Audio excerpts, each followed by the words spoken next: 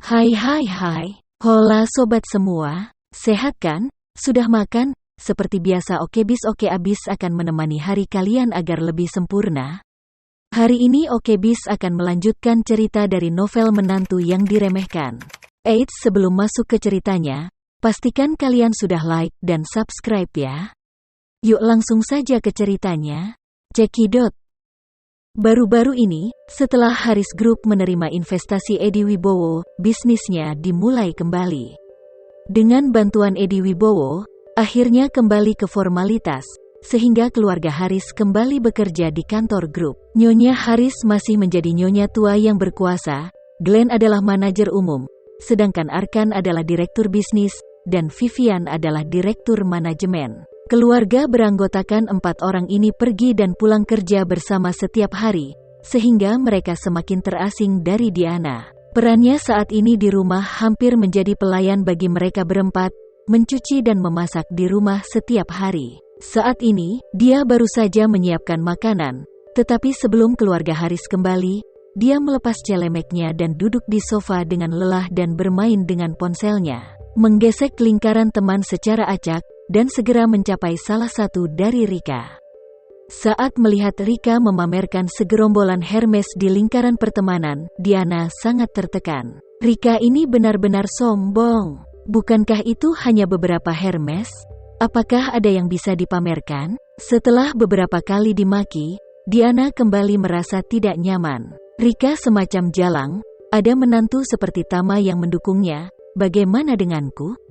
Apa yang aku punya? Suami, memukuliku, menegurku, dan mengancam akan menceraikanku. Jika bukan karena Tuan Edi Wibowo, kura-kura tua ini akan mengusirku. Nyonya tua yang akan mati itu, bukan hal yang baik. Hal tua ini sangat buruk. Jika Edi Wibowo tidak cukup memperingatkannya, aku takut dia akan memukuli aku sampai mati bersama. Hei, anakku tidak siap. Dia tidak memiliki kemampuan untuk bercinta, dan dia akan membual sepanjang waktu. Hal semacam itu pasti tidak akan ada hubungannya di masa depan, dan aku tidak bisa mengandalkannya. Vivian, alangkah baiknya jika Vivian masih bersama Andre. Tidak peduli apa, dia bisa terus menjadi kekasih Andreas. Hasilnya, dia memiliki reputasi sekarang. Menikah atau tidak pacaran adalah masalah, dan itu lebih merupakan komoditas yang tidak bisa diharapkan. Hei, apa yang bisa kuharapkan dalam hidupku? Siapa yang bisa membelikanku tas Hermes? Memikirkan hal ini, Diana merasa tidak nyaman, dan ketika memikirkan kesulitan dan pengalaman yang dialaminya, air mata mengalir dari matanya. Saat ini, pintu dibuka. Glenn masuk lebih dulu dengan Nyonya Haris. Arkan dan Vivian mengikuti di belakang. Nyonya tua mengenakan mantel bulu yang mulia, wajahnya merah dan wajahnya sangat bahagia. Sejak mendapatkan kembali kehidupan baru di kelompok keluarga Haris, Nyonya Haris selalu bahagia setiap hari, seluruh wajahnya memerah, seperti dia telah makan pil peremajaan. Begitu dia memasuki rumah, Nyonya Haris membuka mulutnya dan berkata, "Oh, meskipun keluarga Wu tidak cukup baik, setidaknya unta kurus itu lebih besar dari kudanya. Dengan proyek yang mereka berikan, kami dapat menghasilkan setidaknya 2 miliar untung di tahun depan." Itu sangat bagus. Glenn tertawa dan berkata, "Bu, ini bukan karena kamu berpandangan jauh. Jika kamu tidak menyusun strategi di belakang, grup Haris kita tidak akan memiliki kesempatan untuk dilahirkan kembali." Nyonya Haria mengangguk puas. Dia selalu narsis dan memiliki keinginan kuat untuk berkuasa. Dia paling suka disanjung. Diana di atas sofa sangat kesal ketika mendengar ini. Dia tidak bisa menahan umpatan dalam hati, wanita tua yang sudah meninggal itu benar-benar tidak tahu malu. Apa kontribusimu untuk kelahiran kembali keluarga Haris? Bukankah ini bantuan Tuan Edi Wibowo? Selain itu, Tuan Edi Wibowo saat itu tetapi pertama-tama mengirim seseorang ke tempat pembakaran batu bara hitam untuk menyelamatkanku. Baru setelah itu kamu mengeluarkan keluargamu dari pusat penahanan. Nyonya Haris lalu masuk ke ruang tamu dengan gembira, dan ketika dia melihat Diana duduk di sofa bermain dengan ponselnya, dia langsung berteriak kesal, "Diana, apa yang kamu lakukan di sofa daripada memasak di dapur?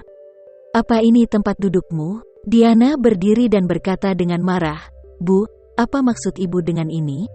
Aku juga anggota keluarga ini. Apakah aku bahkan tidak memenuhi syarat untuk duduk di sofa?" Nyonya Haris berkata dengan tajam, "Kamu benar. Kamu tidak memenuhi syarat untuk duduk di sofa. Di rumah ini, kamu hanyalah seorang pelayan. Masih seorang pelayan yang membuatku tidak puas. Jika bukan karena Tuan Edi Wibowo melindungimu di belakang, aku akan mengusirmu, gadis pemberani." "Kamu," Diana berkata dengan marah, "Nyonya tua yang bau tanah, kamu tidak ada habisnya kan? Kamu mengambil kekacauan kecil itu sepanjang hari dan cerewet, apakah itu menarik? Jangan lupakan apa yang selalu dilakukan Wu. Karena itu, marilah kita mengesampingkan semua prasangka kita. Jika kamu memiliki sikap seperti ini, aku akan pergi ke Tuan Diana untuk membantuku." Nyonya Diana tidak bisa berkata-kata. Dia menghina dan membuli Diana karena dia bertekad bahwa Diana tidak berani membuat onar.